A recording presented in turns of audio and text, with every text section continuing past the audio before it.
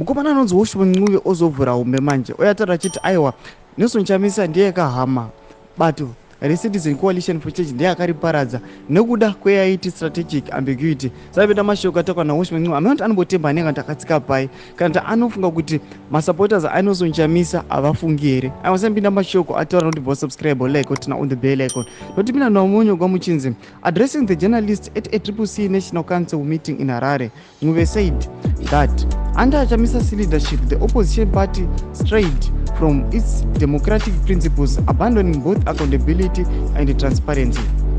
Our competitive advantage in electoral terms relates to who we are as agents of democratic change, not just in terms of what we say, but also in terms of what we do.